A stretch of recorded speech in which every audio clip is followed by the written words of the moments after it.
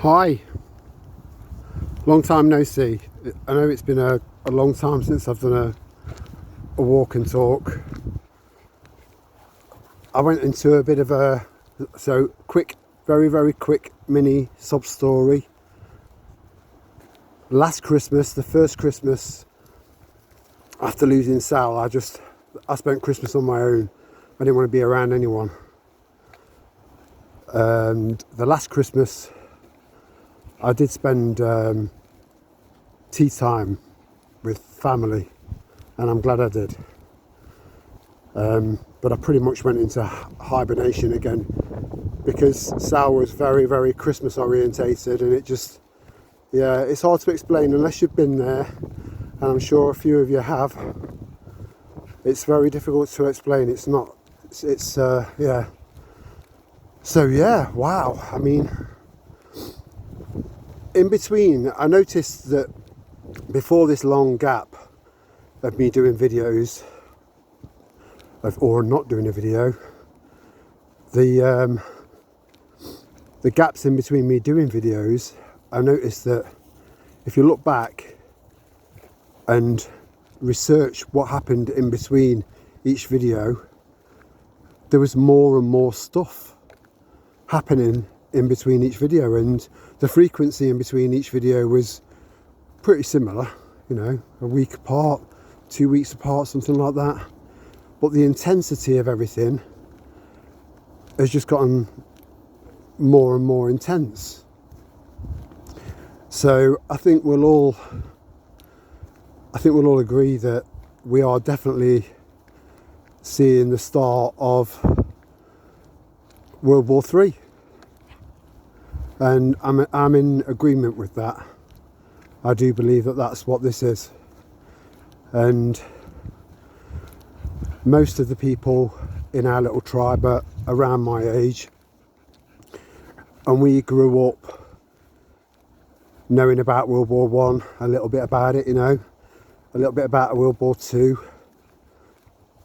and we had our own version in our age group of what we thought World War III was going to look like, and it was just mushroom clouds, nukes everywhere, just this exchange of utter and absolute devastation. Well, it's not going to be like that, not in my opinion, and again, these are always only my opinion. Always, sometimes I've kind of theorised on things and they haven't quite come to pass, but I've got a lot right. I mean, 5 weeks ago I did the whole dun dun dun and then plonked a post-it note down saying disease X with a big laughing face. But no one was really talking about it then. Now everyone's talking about it. That's all anyone's talking about.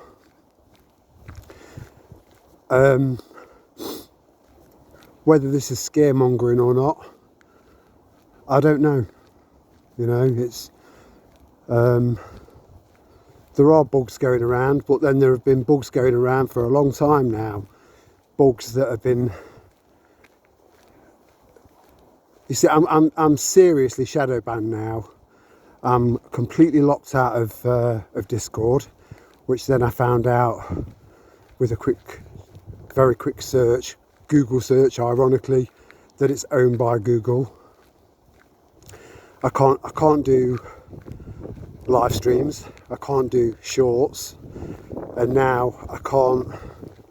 And I've tested it. I've tried commenting on funny dog videos and stuff, no problem. Whenever I go onto anything that's a bit more controversial, my keypad just freezes up. It just freezes up. There's nothing I can do about it. So I can't really, I can't contribute towards enlightening people or giving people a different perspective or point of view. So I'm very restricted now. So this is it, really. On top of the fact that I think if you look at the view count of the videos, I mean, the amount of people in our little tribe has stayed pretty much the same. It's not gone up. It's gone down a couple of people maybe, but it's not gone up in about a year. So that in itself should be quite telling. And I'm just getting a couple of, I hope that the wind that's just suddenly picked up isn't distorting my voice too much. So yeah, I'm seriously shadow banned on YouTube now, and this part of me that's really proud of that, the fact that I feel like I know that I'm hovering right over the target, and that what I'm saying is either happening, happened, or has been considered. So I'm happy about that, but then there's a bigger chunk of me that is pretty infuriated by it, because I don't like being restricted.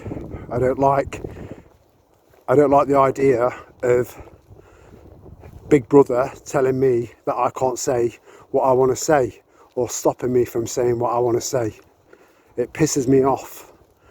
You know, I stopped being told what to do when I left school and left home. That was it. Those days are over. So, but there is, again, I'm doing it now. I'm doing it again. I keep going off topic and going down another line of conversation. I'm trying to keep myself on track here, because so much has happened that it's it's almost impossible to try and summarise it all. Impossible. From the last video to this, it's unbelievable what's happened. But yeah, I don't think Disease X has been unleashed. I think there are warning signs, but again, they've got to be careful with something like that, because they don't want it affecting any of their own.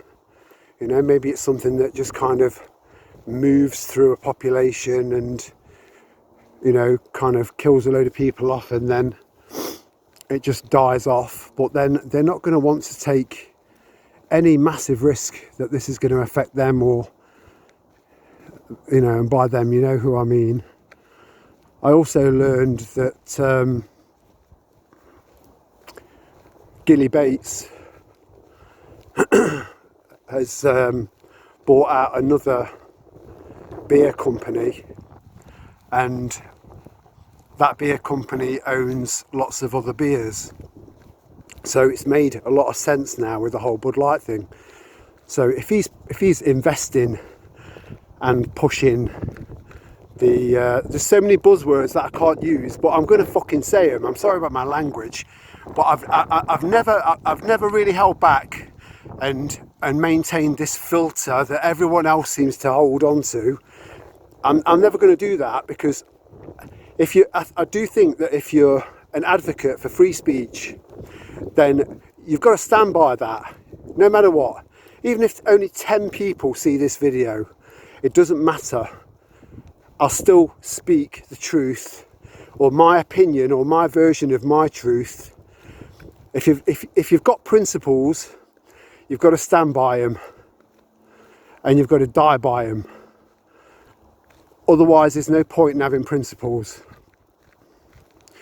So yeah, one of my favourite beers is Moretti, and yeah. So if Gilly Bates is finding ways, technological ways of infusing the mRNA technology, because that's what it is, we know that, into stuff like tomatoes, for example, then what else is he infusing it into?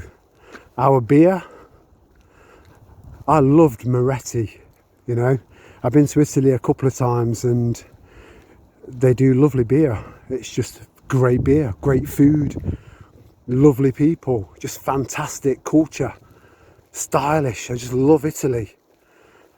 And I tried Moretti, even though it was available over here. I tried it over there, when in Rome and all that shit. Rome, again, that's another line I could go down. So I've stopped drinking Moretti now.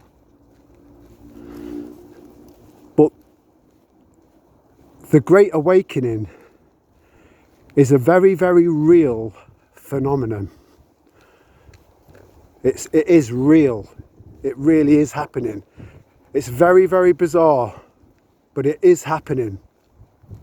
It might not seem like it sometimes, and I'm sure that there were plenty of you, if not all of you, that were struggling over Christmas not to pull someone aside. And you know, it's like when you've got so much information in your head that you need someone, you need to let someone know, just tell someone, just open their eyes. The frustration is just, it's unbearable almost. So I'm sure Christmas was like that for, you know, some, most, if not all of you.